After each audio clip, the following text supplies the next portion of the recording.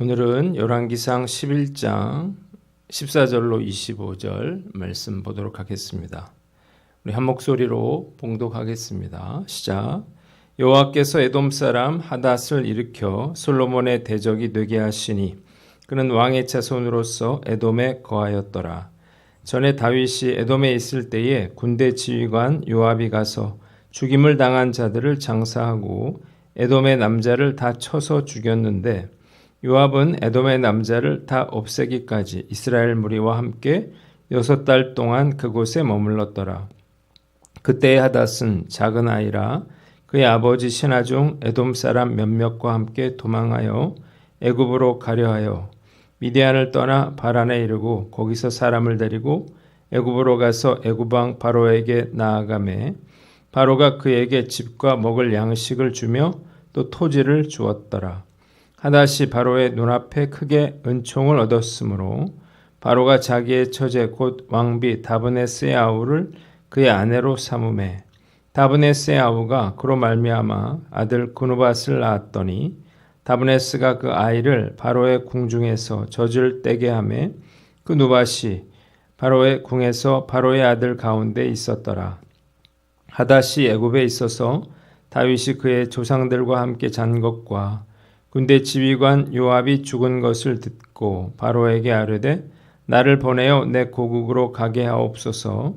바로가 그에게 이르되 내가 나와 함께 있어 무슨 부족함이 있기에 내 고국으로 가기를 구하느냐. 대답하되 없나이다. 그러나 아무쪼록 나를 보내옵소서 하였더라.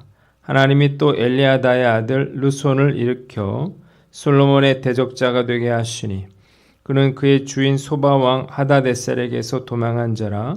다윗이 소바 사람을 죽일 때에 르손이 사람들을 자기에게 모으고 그 무리의 괴수가 되어 다메섹으로 가서 살다가 거기서 왕이 되었더라. 솔로몬의 일평생에 하닷이 끼친 환난 외에 르손이 수리아 왕이 되어 이스라엘을 대적하고 미워하였더라. 아멘. 오늘은 열왕기상 11장 말씀을 가지고 대적들을 일으키신 하나님, 이런 제목으로 묵상 나눔하도록 하겠습니다. 오늘 본문 두 가지 본문으로 나눠서 생각해 봅니다. 먼저 14절로 25절인데요. 한번 따라해 봅시다. 솔로몬을 대적하는 두 사람. 솔로몬이 불순종한 이후에 마침내 평화로운 시대는 끝이 났습니다. 여기저기서 대적들이 일어나서 솔로몬을 괴롭히기 시작했습니다. 먼저 첫째로 14절로 22절 에돔 사람 하닷의 침략입니다. 하나님이 솔로몬을 징계하시기 위해서 선택하신 첫 번째 사람은 바로 에돔 사람 하닷이었습니다. 에돔 족속은 에서의 후손으로서 이스라엘 백성들이 가나안 땅으로 들어갈 때에 이스라엘을 회방함으로써 적대적인 그러한 관계에 있었다가 다윗 왕이 에돔을 징벌할 때에 요압이 6개월간 주둔하면서 에돔의 남자들을 다 없애게 됩니다. 이때 어린 아이였던 하닷은 가까스로 살아남아 애굽으로 피신하여 애굽의 왕궁에서 자라게 됩니다. 그는 바로의 보살핌 속에서 바로의 처제와 결혼까지 하게 되고 또 아들도 낳게 되는데 다윗과 요압이 죽었다는 소식을 듣고 다시 에돔으로 돌아와서 세력을 회복했고 솔로몬의 통치 말기에 애굽의 지원을 받아서 이스라엘 남부를 침략하게 됩니다. 두 번째는 23절로 25절인데요. 수리아 왕 르손의 침략에 대해 나와 있습니다. 하나님께서 범죄한 솔로몬을 징계하기 위해서 일으키신 또 다른 대적은 수리아 왕 르손이었습니다. 르손은 아람족에 속한 나라인 소바 출신으로 다윗이 소바 왕 하닷에셀의 군대를 칠 때에 왕을 버리고 다메섹으로 피신했습니다. 이후에 그는 세력을 키워서 다메섹을 수도로 삼고 수리아라고 하는 나라를 세우고 이스라엘의 북쪽 지역을 위협하게 됩니다. 에돔의 하닷이 이스라엘 남부를 공격하고 수리아의 르손이 이스라엘의 북부를 공격하면서 이스라엘은 점차 그 세력이 약화되었고 다윗이 이루었던 통일 왕국의 평화는 깨어지게 되었습니다. 한번 따라해 봅시다. 역사의 주관자가 하나님이심을 알라. 에돔왕 하닷과 수리아 왕 르손이 솔로몬의 통치 말기에 이스라엘을 남북으로 공격한 것은 우연히 일어난 일이 아니었습니다. 하나님께서 그들을 이스라엘에 대한 심판의 도구로 사용하신 것이죠. 하나님은 세계 역사를 섭리하시고 또 전적으로 하나님의 뜻을 이루어 나가시는 분이라는 사실을 우리가 알아야 합니다.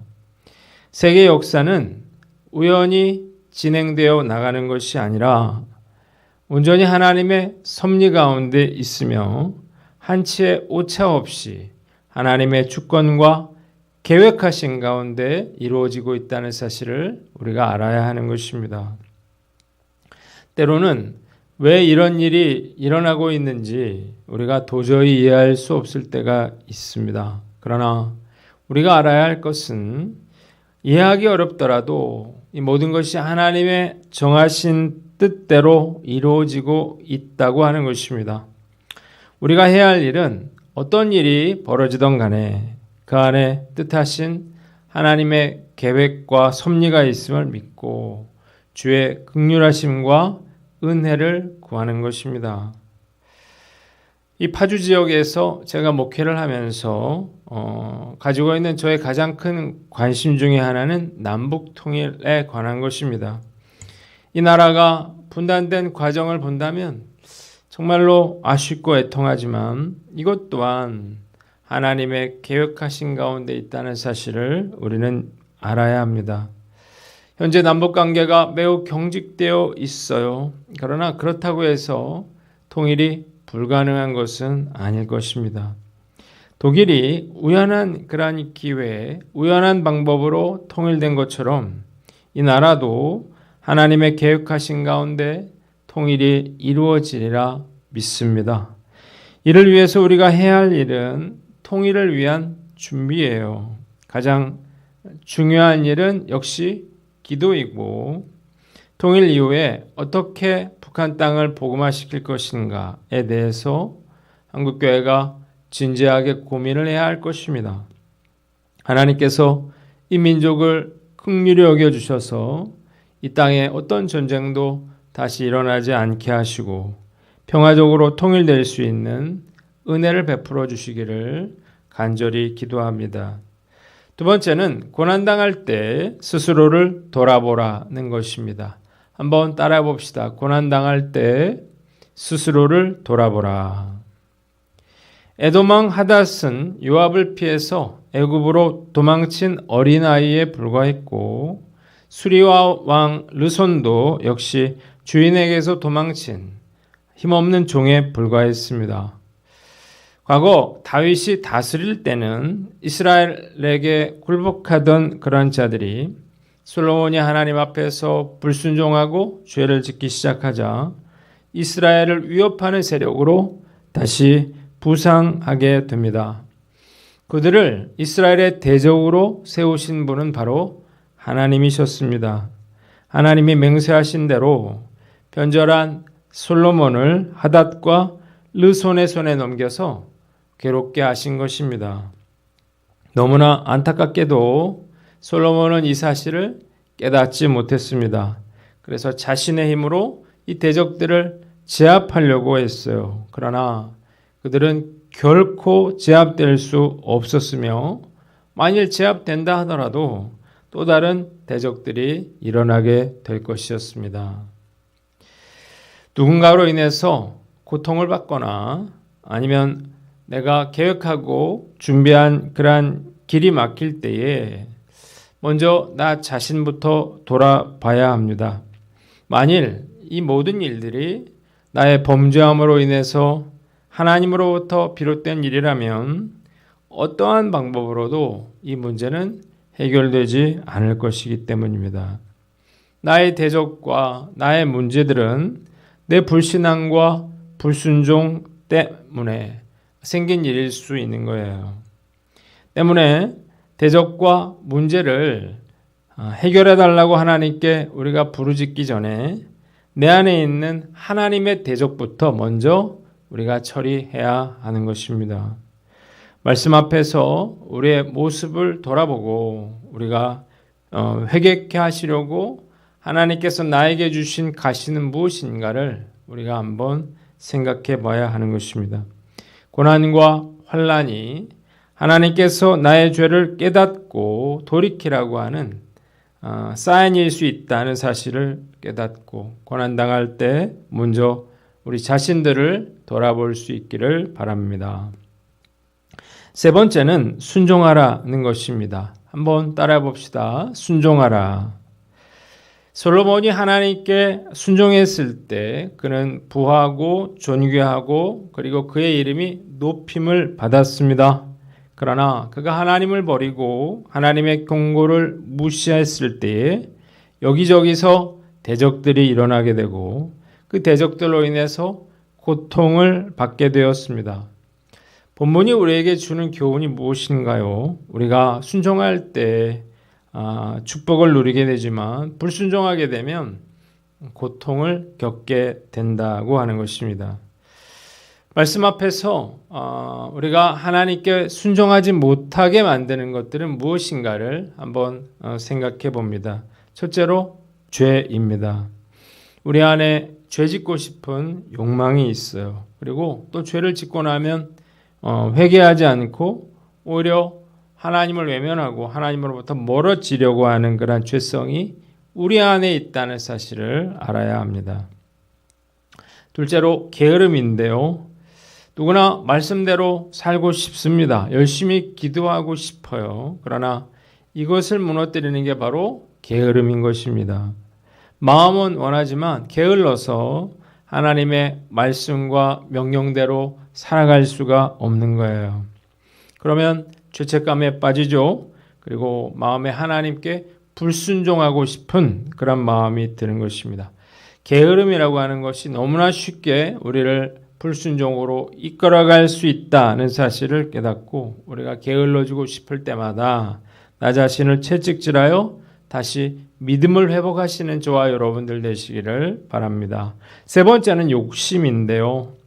욕심이 생기면 하나님이고 뭐고 다 뒷전으로 밀려나기 쉽습니다. 하고 싶은 걸 해야 되고 갖고 싶은 걸 가져야 되는 거죠. 그래서 이걸 금지하는 그런 하나님의 말씀에 불순종하게 되는 것입니다. 내가 원하는 것과 하나님이 원하시는 것이 다를 때 나를 쳐서 복종시키는 것은 결코 쉬운 일이 아닌 것입니다. 욕심이 불가치란할 때 그래서 우리는 잠잠히 우리가 기도의 자리로 나아가야 하는 거예요.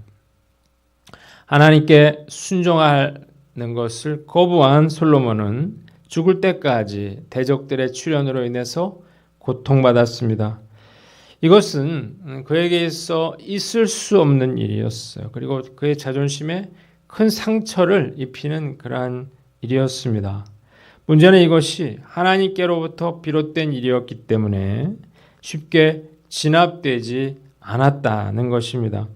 하나님이 금하신 병거와 마병, 강력한 군대를 소유했음에도 불구하고 솔로몬은 죽을 때까지도 이들을 제압하지 못했고 고통을 당해야만 했습니다.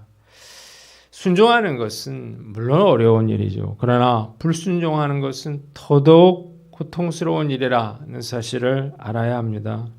죄는 하나님과의 관계를 깨뜨리고 그리고 하나님을 대적하게 되는 무서운 것이라고 하는 사실을 우리가 깨닫고 어떻게 하면 죄짓지 않을 수 있을까? 어떻게 하면 우리가 하나님께 순종하며 살아갈 수 있을까를 우리가 늘 고민하며 힘들더라도 순종의 끈을 놓지 않는 저와 여러분들 되시기를 주님의 이름으로 축원합니다. 기도하겠습니다. 하나님 아버지 역사의 주권자이신 그 하나님을 우리가 인정하며 스스로를 돌아보고 순종하며 살게 하여 주시옵소서.